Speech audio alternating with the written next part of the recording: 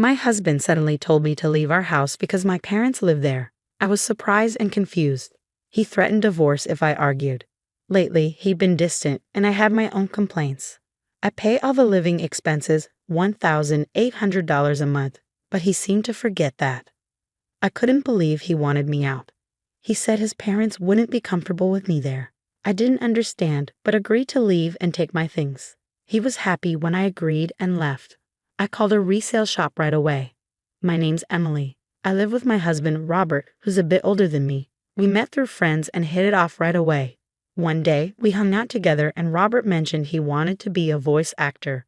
His voice was really nice and I liked listening to him. We swapped numbers and decided to spend more time together. Eventually, we started dating without really talking about it. I was young and just out of college, so maybe I liked the idea of being with someone older and more experienced. It felt like a grown-up romance to me. My best friend Ashley was worried about me dating someone 5 years older than me. But I told her it was okay because lots of people have relationships with an age gap these days. I really liked Robert, and he liked me too, so I wasn't concerned. After dating for about 3 years, Robert brought up the idea of getting married. I'd already told my parents about him, including the age difference, so they were curious to meet him. With all this talk, I wondered when he'd propose. He ended up popping the question during one of our relaxed hangouts at my apartment. It wasn't the most romantic setting, but it felt like Robert, and I was happy with it.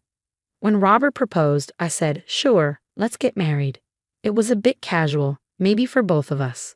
After that, we visited each other's parents, but honestly, I didn't click with Robert's family. When we went to his family's house, it was filled with what seemed like old stuff, maybe antiques, but they looked like replicas or fake pieces to me. When we entered the living room and met Robert's parents, they were wearing expensive branded clothes and flashy jewelry. They seemed like a typical rich couple. It was clear our tastes and values didn't match. Robert's mother even made a rude comment about my appearance, which shocked me. But I figured as long as Robert and I were happy, I didn't have to deal with his parents too much. After we got married and moved into our condo, Robert seemed anxious one day. He asked about a woman in a blue dress at our wedding. I was confused. I replied, "There were a few guests in blue dresses, so I'm not sure who you mean." Robert clarified, "The one who gave a speech as your best friend. Was it Ashley?" Realizing I said, "Yes, Ashley wore a blue dress." Robert sighed, "So it was Ashley. Why are you so interested in Ashley?" I inquired, noticing his flustered demeanor. Robert explained, "Oh, it's nothing serious. I thought I saw someone who looked like her the other day, and it reminded me of her speech at our wedding." His sudden interest in Ashley puzzled me, but before I could ask more, he chuckled and brushed it off, retreating to his room. Later, Ashley called me with news. "Hey, Emily, my boyfriend's coming back to the US next year." Ashley had been dating her boyfriend since high school. They knew each other since elementary school, but he moved away in middle school. Since then, they wrote letters to each other. They reunited in high school, and that's when he confessed his feelings for her. I love hearing Ashley's love stories. Despite her boyfriend working abroad for years, the relationship stayed strong. He'd been transferred to an international branch after working for a few years in the US. Even with the distance, they stayed close and communicated regularly. "Do you think he'll propose when he comes back, and then you'll get married?" I asked. Ashley laughed. "Emily, you always jump to conclusions. Just make sure to invite me to the wedding. I'll give a great speech. After your touching speech at your wedding, I'll need you to do the same at mine. But don't set the bar too high." We chuckled together over tea, knowing we could talk about anything, trusting each other completely. Whenever one of us had a problem, the other was always there to listen and support. Around this time, I noticed Robert was coming home later and later. "Working late again today," I remarked. "Yeah, you don't think I should work just because we're married," Robert responded. Even though we were married, Robert still pursued his dream of becoming a voice actor. He worked part-time jobs to support his studies, but didn't see immediate results. All the money he earned went into his voice acting classes, so I covered our living expenses. Because of this, we couldn't say much together. After a while, I realized Robert wasn't willing to give up on his dream for our family's sake. I couldn't shake off my worries about Robert working so much overtime. His long hours added to my concerns. "Hey, it seems like you've been working a lot lately. Aren't they making you do too much overtime, especially for a part-time job? I voiced my worry. I've got it under control. More money never hurts. Just focus on yourself, Robert replied sharply, shutting down the conversation. By this point, Robert had stopped using my name and only referred to me as you. When we got married, I thought he'd speak to me kindly and often, but after the wedding, his words became harsh most of the time. His once gentle, deep voice now sounded rough, likely from drinking too much. Aspiring voice actors need healthy throats, so I worried about his well-being, but he didn't seem to care. Gradually, he started avoiding me, even ignoring me at home. That's when Ashley called, wanting to talk.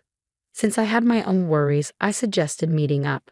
We chose a karaoke booth to chat privately. Ashley seemed cautious, picking a room where she could see the staff from the door. Why did you choose this room specifically? I asked. Yes, I chose this spot because I wanted the staff to keep an eye out for any suspicious individuals lurking nearby. Ashley explained. Suspicious person. Is that related to what you wanted to talk about? I asked. Ashley nodded, explaining that she felt like someone had been following her since she quit her job a month ago. Even on her days off, she sensed someone trailing her. She chose a room where the staff could easily see to prevent the person from eavesdropping on our conversation. Have you spoken to the police about this? I inquired. I tried, but since there's no actual contact, they can't do much. What about your boyfriend? He's coming back in a month. I thought I'd discuss it with him too, but I wanted to first talk to you, someone close by, Ashley explained. Ashley hadn't seen her stalker clearly because she was too scared. She didn't know if it was a man or a woman. So I decided to keep an eye out and identify the person following her. Through that, I discovered who it was.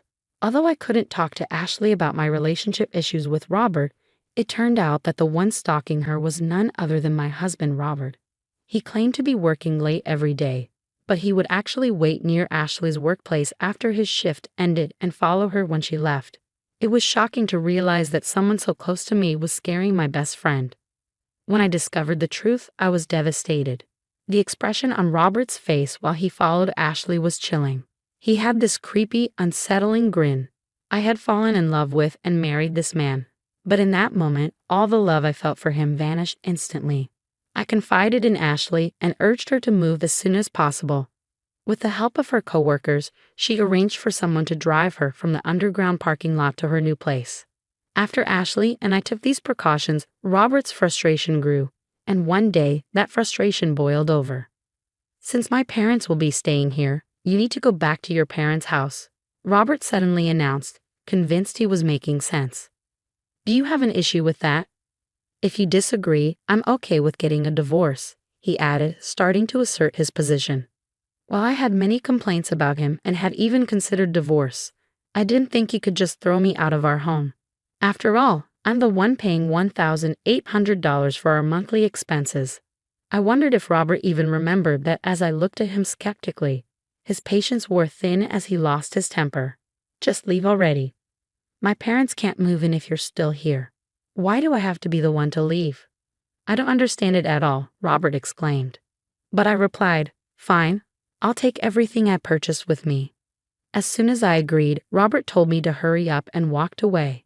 I wasted no time and contacted a local buyback service. The following day, they arrived at our apartment. Initially, Robert seemed smug, assuming I was leaving. However, his expression turned to shock as he watched them evaluate all the furniture and appliances. Once they finished assessing everything except what was in Robert's room, a staff member handed me a quote. The total value is $22,000, they informed me. Without hesitation, I signed the document and said, okay, go ahead and sell everything. Robert, suddenly realizing the situation, grabbed my arm. Wait, why are you selling everything? My parents are supposed to live here. How will they manage without furniture?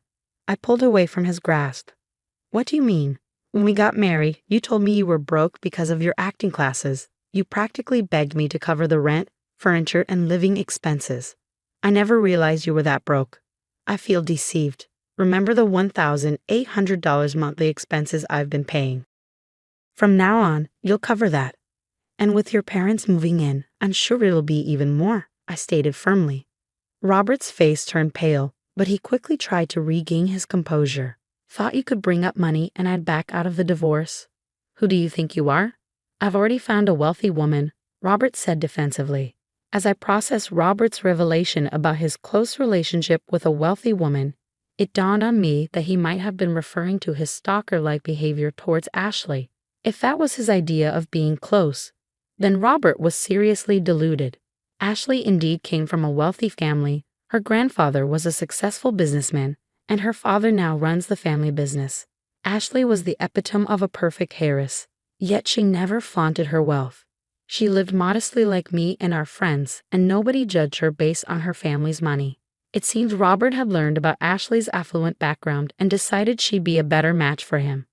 Could he really believe that wealth determined someone's worth, especially when it came to marriage?